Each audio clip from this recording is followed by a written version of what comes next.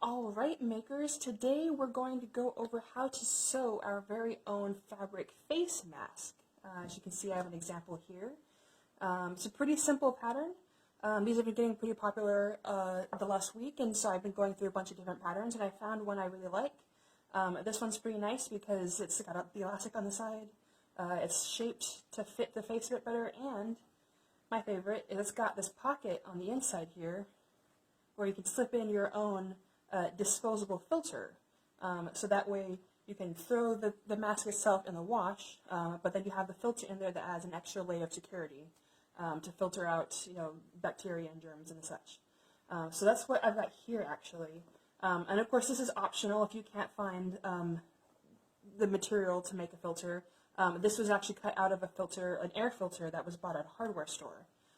So there's a couple different places you can go, and I will try to put everything I mention as links or comments at the end of this video, or at the bottom of this video.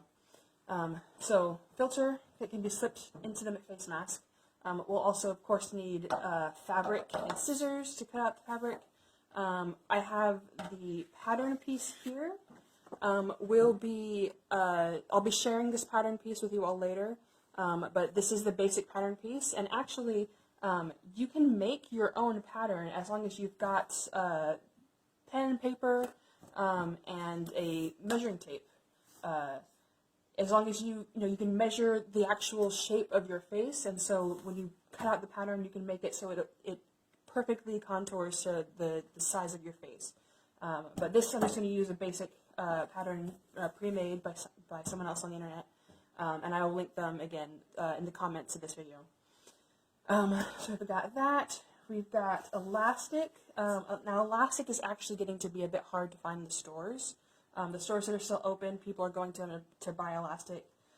So I've got some, this is 1/4 inch elastic here, but I've also got, this is elastic cord they used to make hair ties a lot. So you might be able to find this or other kind of hair ties in those sections of the stores. So I've got this, and I'll be using that. What else? For the fabric itself, you can kind of tell this on the outside here is just regular plain quilting cotton. It's the cheapest fabric you can buy at the store. It's non-stretch. If you've taken a sewing class at the Creation Station, you'll know this is the type of fabric we use for our beginning sewing classes. So it's a really easy to sew fabric. On the inside here, I've actually got a flannel.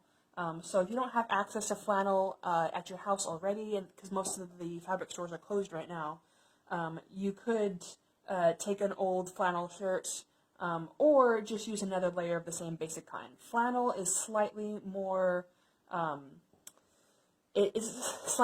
able to catch bacteria that's coming through, but any fabric isn't going to be 100%, so the more layers you add the better, and the filter will be adding a lot of the benefit anyways.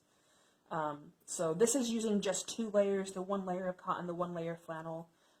Cotton you should still be able to get at like Walmart or any of the other stores that might still be open.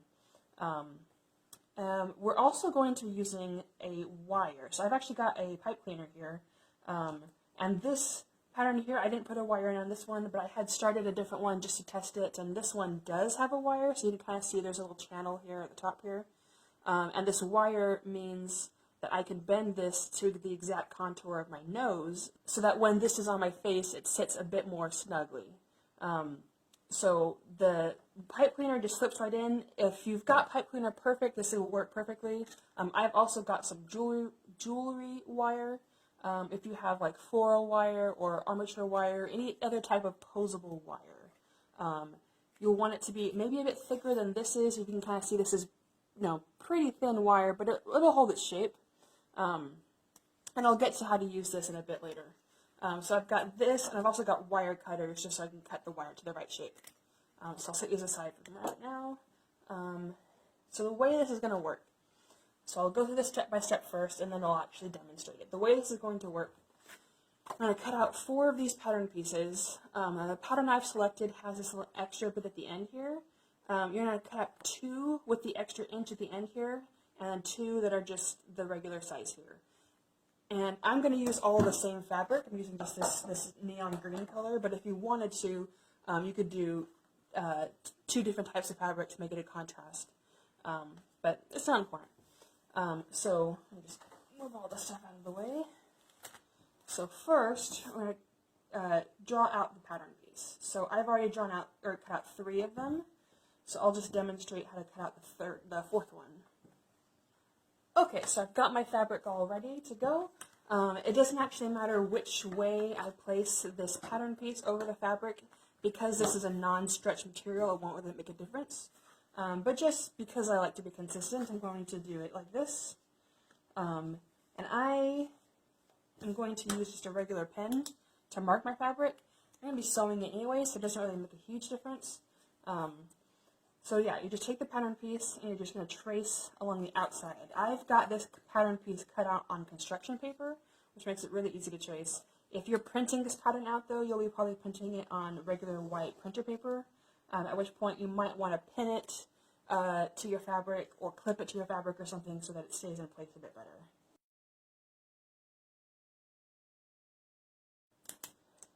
Now, because I've already got 2 of my extra long pieces here, I just need another short one.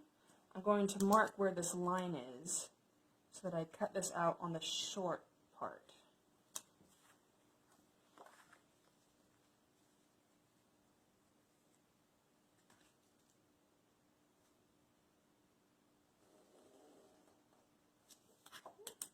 Perfect.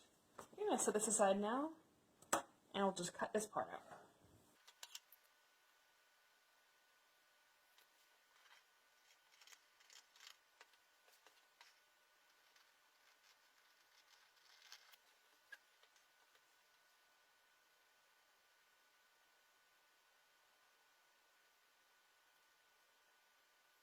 Alright, that's done. I'm going to throw that away. So now I've got 2 shorter pieces, 2 of the longer pieces.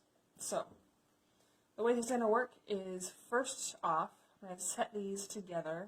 And now if I was using a fabric that had a design on one side, I would want to put the design so that they're facing together. So the wrong side is on the outside and the right side is on the inside. That's how we usually do our sewing. But I'm going to put these 2 pieces together so that they line up as exactly as I can get them. And do the same for both sides. Okay, so this is my personal sewing machine. It's a bit different from the one that we've got at the Creation Station. Using some of the same supplies though. It's the same basic setup. So I'm going to be doing, with this long piece here, I'm going to be sewing just this seam here. So I'm going to pin them together, just so it's a bit easier to work with. And the purpose of this is to make it so that these 2 halves of this piece become one piece.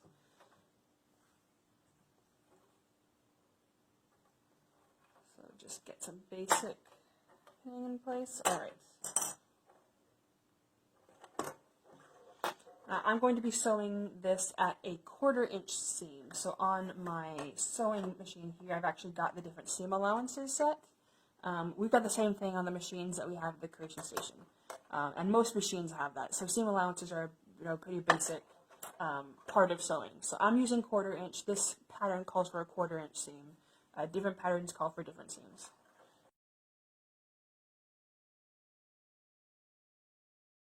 So always remember to backstitch. Backstitching is very important.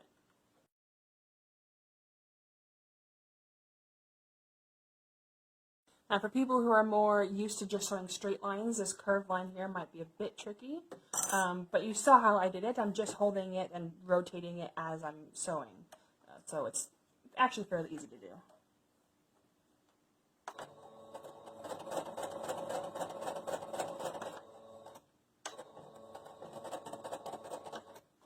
Always remember to backstitch. Alright, so now it's one piece here. I'm actually going to be clipping this and ironing in a second, but let's do the smaller one.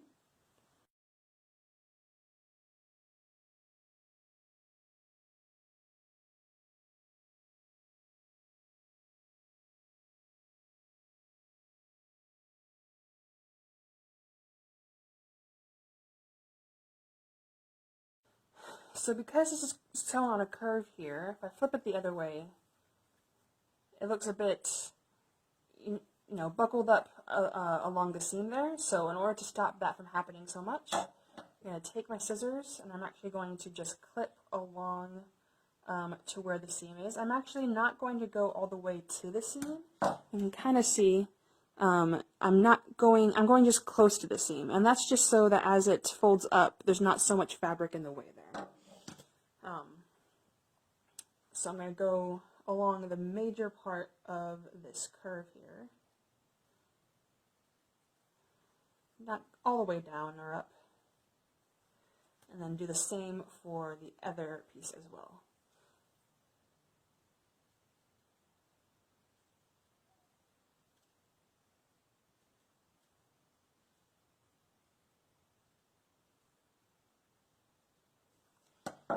Okay.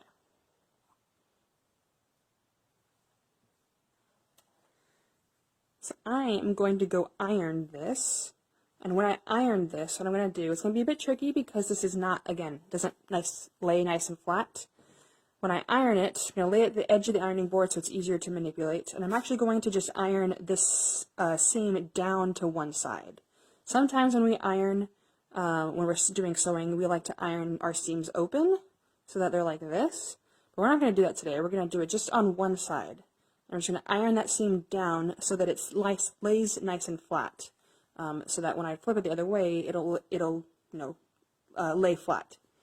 And when I come, so I'm going to do that for both of my pieces, and then when I come back, I'm actually going to do what's called the top stitch, and I'll show you guys how to do that. Okay, so these are ironed down now, and you can tell they naturally sit on that one side now, which means when I sew them down, they'll sit on that side naturally. You can also see, as I flip them, that it looks a lot more of a natural, gentle curve there. So what I'm going to do, it's called the top stitch. Basically what that means is, even though I've already sewn that seam down there, I'm going to sew over it again just to make sure nothing happens to it. It stays in place. So I don't need the clips for that. I can move those away.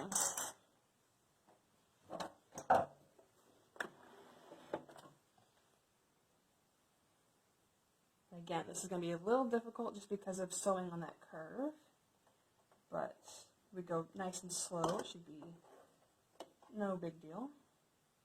So since I've sewn, or since I've ironed the fabric down on this side, I'm going to sew down on that side. I'm going to sew right next to my original seam.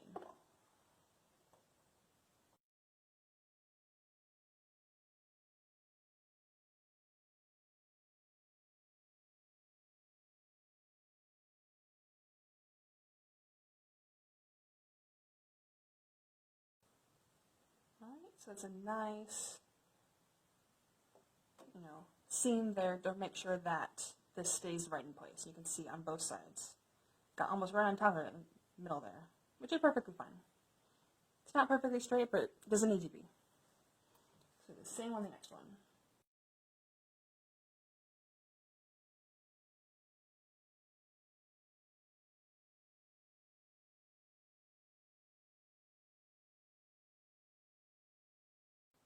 This is a smaller piece. No, see, here's a larger piece. This is a smaller piece. So what we're going to do here is the side here, which is the side that's where your ear is going to be. This is the nose, this is the ear.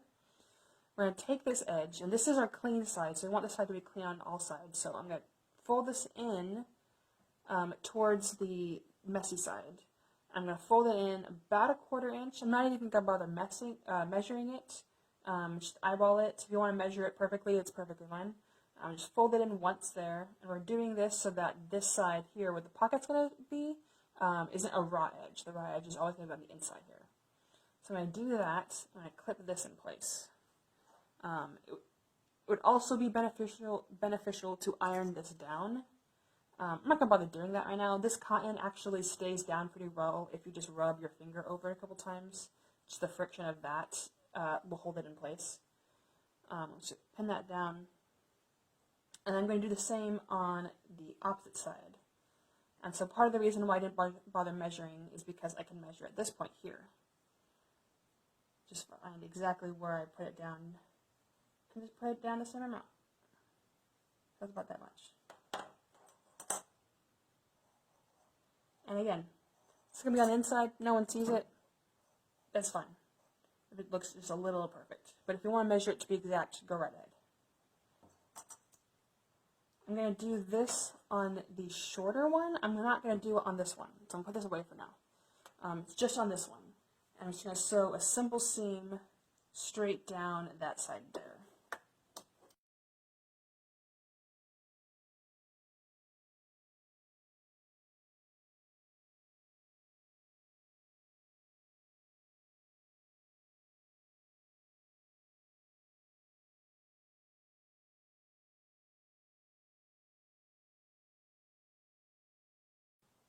Alright, so this is the clean side. Looks clean on this side, and it looks clean on my sides. Except for a little bit of mess where my back stitch isn't perfect, but that's fine. Now, we're going to sew these two pieces together. So this is my short piece, this is my long piece. The way we sew, we always sew inside out. So this is the nice side that's showing. This is the nice side that I want to show at the end. So I'm going to put the two nice sides together. And sew on the messy sides. So I'm going to pin these together so that these two seams here match up. So the seams that I just sewed are basically going to be right on top of each other. And that way they're going to match up along these top edges as well.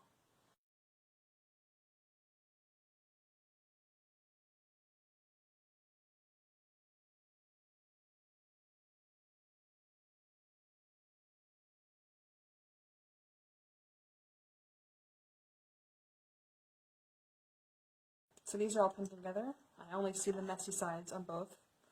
So what we're going to do here, again using the 1/4 inch seam allowance, I'm going to start on the side here. I'm going to sew all the way along the top and do a back stitch on both ends. And then I'm going to do the same one, just straight on the bottom, back stitch on both ends, leaving these sides open. Lost a bit of my footage, but basically I finished sewing along the top, I finished sewing along the bottom. I clipped this corner here because I didn't want those pokey bits poking up. And then I also clipped these rounded bits here because I want this rounded seam to lay a bit more flat. So now we're going to flip it so the right side is out. I'm going to reach all the way through this pocket and then just flip it out the other way. And now it looks like a lump of fabric. So in order to get this to hold its shape and make it actually look like a mask, I am going to go iron it down. So I will go do that and then show you what it looks like afterwards. So ta-da! Now it actually looks like a face mask. It's got the contour and everything. We still got these long bits on the sides, and I'll show you what to do with those in a second. But first, we're going to do a top stitch along the top and bottom, and we're going to put in the channel for our nose wire. So again, I've got my pipe cleaner. I know that I want it to be about this long, so first I'm going to just cut my pipe cleaner. So these are just basic wire cutters. If you don't have wire cutters, but you do have a wire, a lot of wires can actually be broken just by bending them and repeating that and twisting it, and you can eventually cut them that way. Wire cutters. So this is the length that I'm going to be using. So I know that I want my channel, just fold that in half so I know exactly how long, to be about that long on each side. With the wire, you actually don't want that little bit there poking out of the fabric either, so it's hard to see, obviously. But I'm going to take this little point at the end of the wire and kind of just fold it in. And this is true whether you've got all this pipe cleaner fluff protecting you or not. The pipe cleaner fluff doesn't 100% stop that end of the wire from poking out, but if you fold it in, that way the pressure of the wire is not going to be as sharp. The point is no further in. It's kind of the same as back stitching when you're doing a regular seam. So I've got that all ready to go. So I'm going to do a top stitch. Again, the way the top stitch works is I'm going to go just right over, and for this actually I'm going to go all the way to the end. All the way to the end, right over where the previous stitch was, kind of the same as this one here. I'm going to do it all along the bottom, all along the top, and then I'm going to sew in another another seam about a little less than half an inch away from this edge here, down as far as my wire is. That way I can just slip my wire in up in there. So I'll show you how it looks. Alright, so that's how my top stitch looks. I actually did a pretty good job. I don't always do that well. But yeah, it's just a basic seam along the top and bottom so that the mask will hold its shape. So I'm leaving all these threads loose because I don't really care about them so much right now. But the next step is going to be to put in the channel for this nose wire. So again, my wire's got all this fluff, so it's a bit thick. So I'm going to do about half inch, a little less than a half inch. I'm going to fold this in half. And again, just kind of eyeballing it. It's going to be about this far down. And what I'm going to do is actually just leave the channel open. If you want, you can sew down across and then put it in and then sew back up, and that way the nose wire can't come out ever. But I might want to take this out at some point. So what I'm going to do is I'm going to just sew a single line across. The thickness of the fluff on the pipe cleaner is going to hold it in place. So I'm not too worried about it falling out. If you've got just a really thin wire, you might want to sew down across, stick the wire in, then sew up to close it so it doesn't fall out.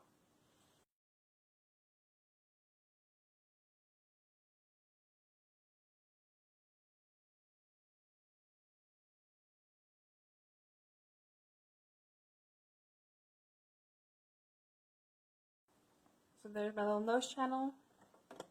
So it looks like on the outside part. You can see it's not 100% perfect. I didn't do any measuring, so I didn't make sure it was even or anything like that. So if you want to make sure it looks really nice, I would always recommend measuring.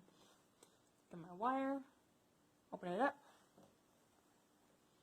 So in this pocket now, I have access to the main part of the pocket, but I also have access to this little bit here. So I'm going to take the wire and just feed it through. This will be a little harder to see. Just feed it through so that it goes into that channel. That's gonna, so you can kind of see it going in there now.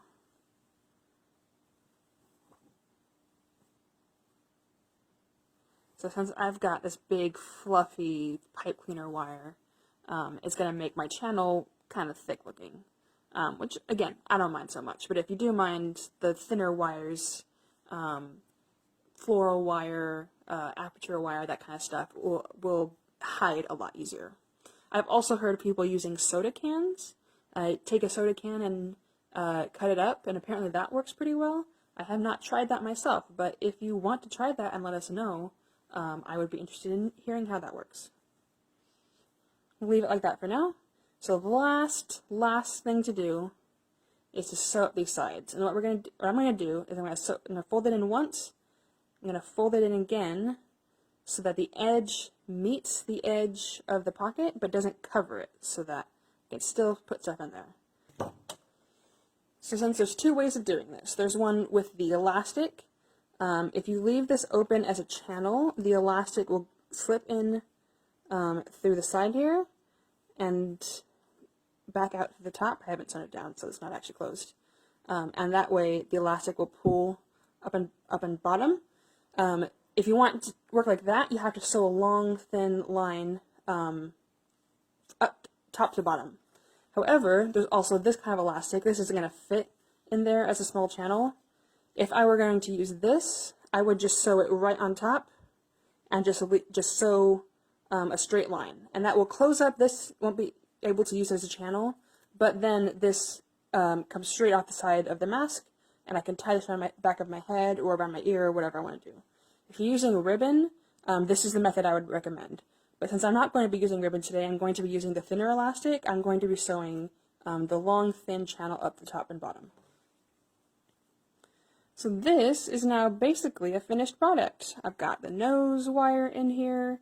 I've got one long seam on each side where I can stick the elastic in this channel that I formed. I've got this little pocket that's open on the side here, so I can stick my filter on the inside here. So the way that's going to work is I'm going to put a filter in, and then each day that I wear the mask, I we'll take the filter out and throw the filter away because that's not washable or anything, but the mask itself is just cloth. I can throw this in the laundry and wash it no problem. I still have to put my elastic on, and I will do that last. But the elastic for me is just going to slip in through this channel here, and for me it's going to be a little bit difficult, so because I made the channel the same size as my elastic, so it's going to take some finagling to get that in there. So I will post pictures of this with the elastic and with me wearing it and all that, so you get to see how it all looks. But if you follow these instructions, if you have any questions whatsoever, you can always leave comments on the video, and I'll try to get back to you. We'll be on Facebook, for the next few days. So if you have any questions, anything you want to know, and I will post a written version of all these instructions on our new blog as well, so that you can refer back to that easier. But yeah, only took me about 30 minutes or so. It's actually a pretty quick project to put together. So thank you for watching, and I hope everyone's doing very well, and we will see you as soon as we can. Goodbye.